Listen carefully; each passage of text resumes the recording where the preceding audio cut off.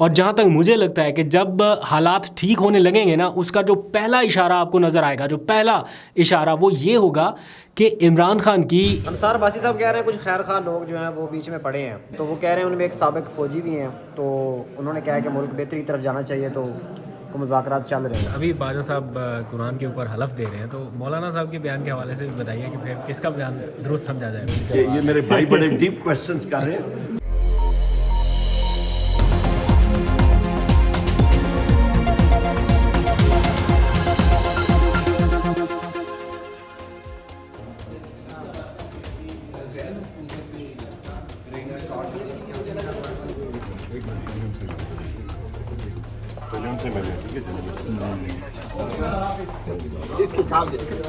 अस्सलाम वालेकुम, कैसे आप? खैरियत से? शुक्र अल्हम्दुलिल्लाह, बिल्कुल ठीक ठाक। बिस्मिल्लाहिर्रहमानिर्रहीम, अस्सलाम वालेकुम। पाकिस्तान और दुनिया भर में देखने और सुनने वालों को अब्दुल कादिर का सलाम। अब से कुछ देर पहले पार्लियामेंट हाउस से वापसी हुई, कौमी असम्बली का इजलास था, काफ़ी हैपनिंग्स थी वहाँ पे। अपोजिशन लीडर के चैम्बर में कुछ मुलाकातें थीं, बल्कि अपोजिशन लीडर से मुलाकात हुई और कुछ जानने का मौका मिला कि ग्राउंड पे चल क्या रहा है। बिकॉज कारकुनान की तरफ से बहुत ज़्यादा दबाव आ रहा है कि पार्टी लीडरशिप कुछ कर नहीं रही, तो पार्टी लीडरशिप क्या कर रही है जो कारकुनान को नज़र नहीं आ रहा और किस स्ट्रेटजी के तहत चल रही है। तो कुछ सवालों जवाब हुए, कुछ इन्फॉर्मेशन मिली ऐसी जो ऑफ द रिकॉर्ड थी, कुछ ऑन द रिकॉर्ड बातचीत हुई। तो ये सारी चीज़ें एक एक करके आपके सामने रखता हूँ, क्योंकि इस वक्त बहुत ज़्यादा डिबेट चल रही है मुज़ाकरात के हवाले से कि कोई कहीं पे कोई बातचीत हो रही है या कहीं पे कोई अटेम्प्ट कर रहा है बातचीत करने की। क्या किसी के पास इख्तियार है? क्या इमरान खान के पास ऐसी कोई बात पहुंची है या उन्हें कोई सिग्नल दिया गया?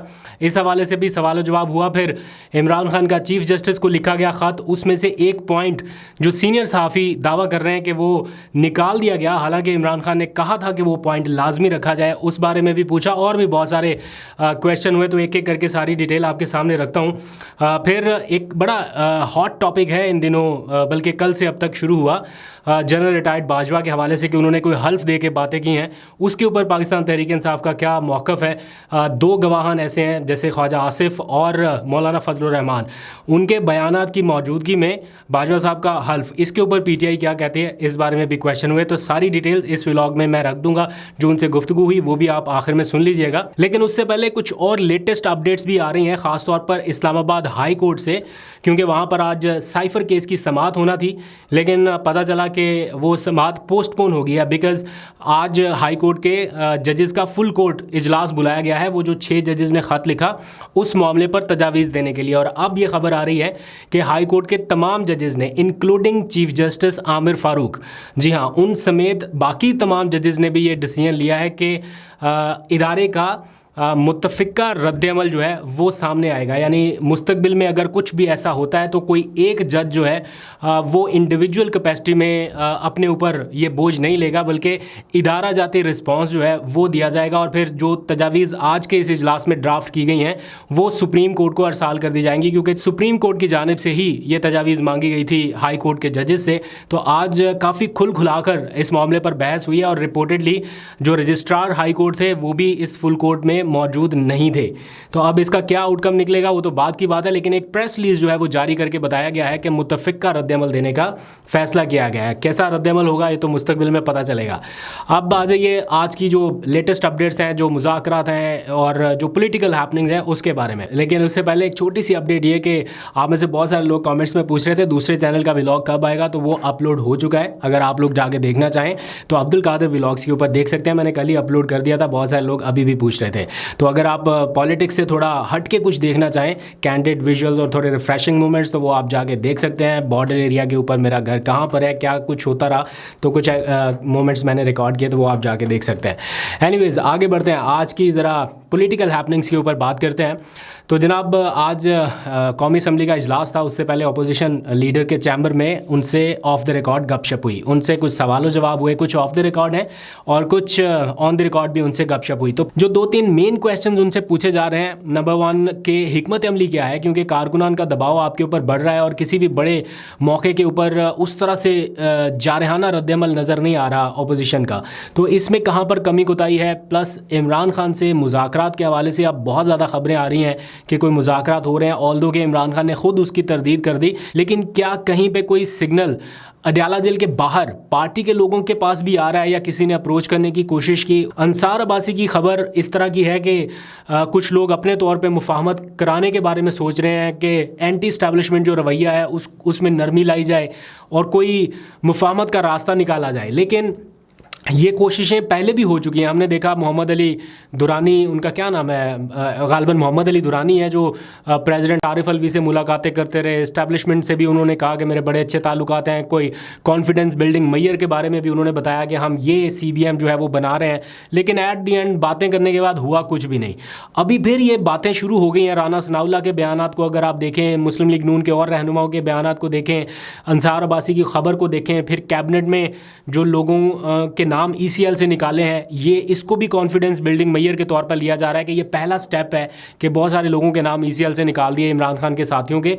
तो इसको जिस तरह से वो लिया जा रहा है, इसलिए हवाओं में और फिज़ाओं में ये बातें गर्दिश तो कर रही हैं कि कुछ ना कुछ बेहतरी की तरफ जा रहे हैं आसार।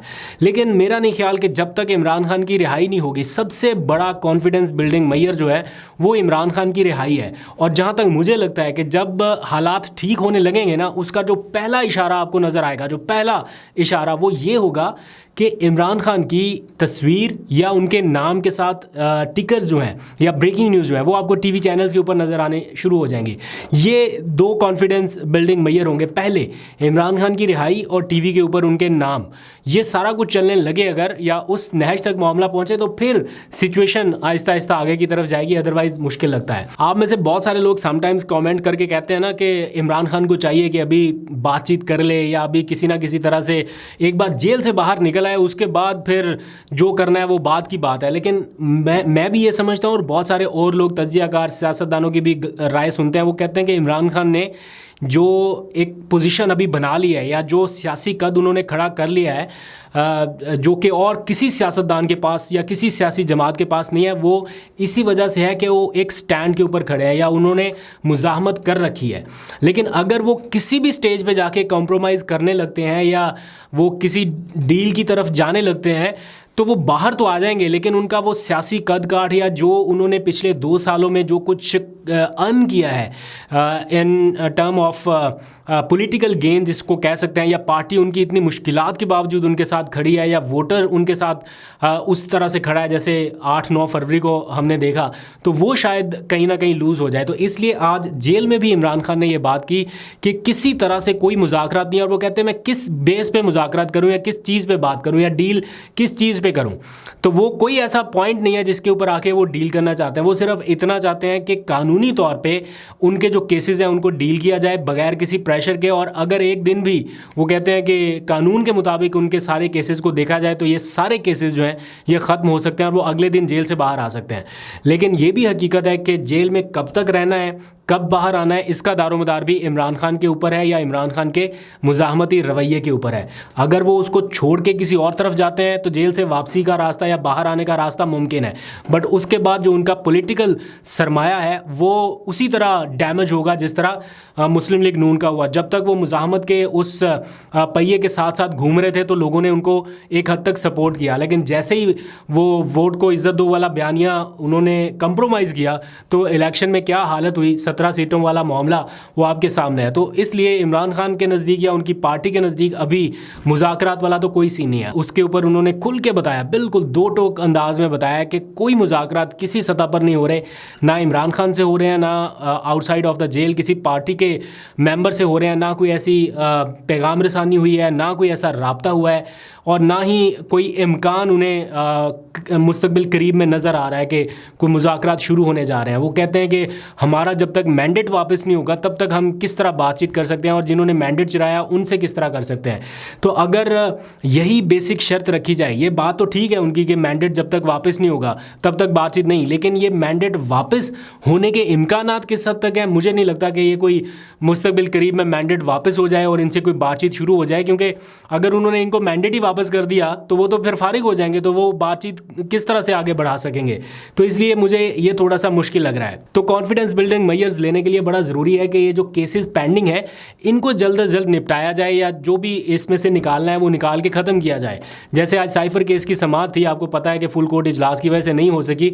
अगर आज वो समाअत भी हो जाती तो फिर एक दो और समाअतों के ऊपर इसका डिसीजन जो है वो एक्सपेक्टेड था। फिर आज ही के दिन एक और खबर भी आई कि साइफर केस में इमरान खान को सज़ा सुनाने वाले जो जज साहब हैं अबू अल हसनात जुल्करनैन, उनको वापस लाहौर हाई कोर्ट भेजा जा रहा है, यानी उनके डिपार्टमेंट में वापस उन्हें भेजा जा रहा है। उनकी शायद यहाँ पर अब ज़रूरत नहीं है, क्योंकि जस्टिस मोहसिन अख्तर कियानी ने कोई सिफारिशात जो है वो तहरीर की थी, और उसकी रोशनी में अब शायद ये फैसला होने वाला है कि उनको उनके मुतल्लिका डिपार्टमेंट वापस भेज दिया जाए। फिर कॉन्फिडेंस बिल्डिंग मेजर का एक और पैमाना जो है वो मिलिट्री ट्रायल में होने वाले जो केसेस हैं अब वो भी होंगे, और इस हवाले से कल सुप्रीम कोर्ट ऑफ पाकिस्तान इस केस को भी फिर से टेकअप करने जा रही है। अब कल क्या रिमार्क्स आएंगे, क्या डिसीजन होगा, उसके ऊपर भी बड़ा डिपेंड करता है। तो आपको बड़ी आसानी से चीज़ें समझ आ जाएंगी, लेकिन अगर फिर भी समझ नहीं आ रही तो आप पीटीआई की लीडरशिप के पिछले 24 घंटों के ट्वीट्स उठा के देख लें कि उनमें लाइंस क्या ली जा रही हैं या मिलते जुलते ट्वीट्स कौन से हैं। फिर भी समझ ना आए तो हमाद अज़हर की टाइमलाइन पे चले जाएं, जो उन्होंने बाकी लीडरशिप के ट्वीट्स को रीट्वीट्स किया हुआ है। आपको अंदाज़ा हो जाएगा कि लाइन और लेंथ है क्या, और मुफाहमत का जो दौर इस वक्त चल रहा है या मुज़ाहमत का रवैया ही कंटिन्यू किया जा रहा है। तो बड़ी आसानी से आपको ये सारी चीज़ें समझ आ जाएंगी। फिर भी समझ ना आए तो फिर कल तशरीफ़ लाइए, आपको व्लॉग में बता दूंगा। आज यही बात उधर भी हो रही थी, उमर अयूब साहब से भी, उनसे भी पूछा गया कि वो बाजवा साहब तो कुरान पाक के ऊपर हल्फ उठा के ये कह रहे हैं, तो उन्होंने कहा कि दो गवाहान मौजूद हैं, एक साइड पे ख्वाजा आसिफ है और दूसरी साइड पे मौलाना फजलुर रहमान है। दोनों टीवी चैनल्स के ऊपर ये चीज़ बता चुके हैं कि तहरीक अदम एतमाद कैसे लाई गई, कौन था इनको बताने वाला, और कैसे ये सारा प्लान हुआ, कैसे ये सारा स्टेज हुआ। तो वो कह रहे हैं कि सब ने अपनी अपनी कब्र में जाना है, लेकिन किसी ना किसी एक को तो मानना पड़ेगा कि ये झूठ बोल रहा है और दूसरा सच बोल रहा है। उनकी क्या गुफ्तगू थी ये आप ज़रा यहाँ पे मुलाहिज़ा कीजिए। मुझे इजाज़त दीजिए, अपना बहुत सा ख्याल रखिए, और दूसरे चैनल के ऊपर भी व्लॉग मौजूद है, वो भी जाके देख लीजिएगा, और उस चैनल को सब्सक्राइब भी करना है। अब तक के लिए इतने, अपना बहुत सा ख्याल रखिए। अल्लाह हाफिज़। आज आपने अपनी तकरीर की जब शुरुआत, बाजवा साहब ने कसम उठा के कहीं कहा है कि वो तो ना तो रजीम चेंज के ऑपरेशन में हिस्सेदार थे और ना नवाज शरीफ को बाहर भेजने में, और तीसरी एक्सटेंशन का भी जिक्र किया है कि वो भी उसके वो ख्वाहिशमंद नहीं थे। तो इस वाले से क्या स्टेटमेंट देंगे? मेरे ख्याल है बाजवा साहब से पूछें, फिर ख्वाजा आसिफ जो हैं उसने टीवी प्रोग्राम में जो बात की थी, या उनमें से एक जो है वो झूठ बोल रहे हैं, आपस में डिसाइड करें ख्वाजा आसिफ या जनरल बाजवा कौन झूठ बोल रहे हैं। आपने ख्वाजा आसिफ की बात की है, मौलाना फजलुर रहमान का भी एक बयान आया था अभी रिसेंटली। उन्होंने टीवी इंटरव्यू में बताया कि तहरीक अदम एतमाद किसके लाने पर आई। तो और अभी बाजवा साहब कुरान के ऊपर हलफ दे रहे हैं, तो मौलाना साहब के बयान के हवाले से भी बताइए कि फिर किसका बयान दुरुस्त समझा जाए। मैं फिर वही बात करता हूँ कि हर एक का अपना ईमान होता है। कुरान शरीफ एक मुकद्दस किताब है, उस पर हलफ दे रहे हैं। हर एक आदमी ने अपनी कब्र में जाना है और रब के सामने जवाबदेही करनी होगी। तो आप देख लें कि दो लोग जो हैं वो गवाही दे रहे हैं जनरल बाजवा के खिलाफ, तो 2 अगेंस्ट 1 तो हो गया ना। सर इस वक्त कोई बैकडोर मुज़ाकरात चल रहे हैं किसके साथ? मुक़्तदरा के साथ। मुक़्तदरा कौन होता है? इस्टेब्लिशमेंट कौन होती है? इस्टेब्लिशमेंट कैबिनेट सेक्रेटरी इस्टेब्लिशमेंट मुख्तलिफ खबरें सर सीधा कहें तो फौज के साथ। मुझे नाम देना, मैं आपको secretary power, secretary energy, secretary cabinet division. Sir आप इस मुल्क के सबसे ताकतवर अदारे के कायदे हस्ब-ए-इख्तिलाफ जिनका कल आपने प्रेस कॉन्फ्रेंस में नाम लिया। मैं तो लेता हूँ, तो मैं तो खोल के बात करता हूँ। मेरी प्रेस कॉन्फ्रेंसेस देख ले, मैं तो दबा के लेता हूँ। आपके साथियों तो के मुज़ाकरात नाम चल रहे हैं निकाले जा रहे हैं, किसके साथ? कैबिनेट सेक्रेटरी के साथ? ECL से नाम निकाले गए आपके साथियों के। किसी के साथ कोई मुज़ाकरात नहीं है।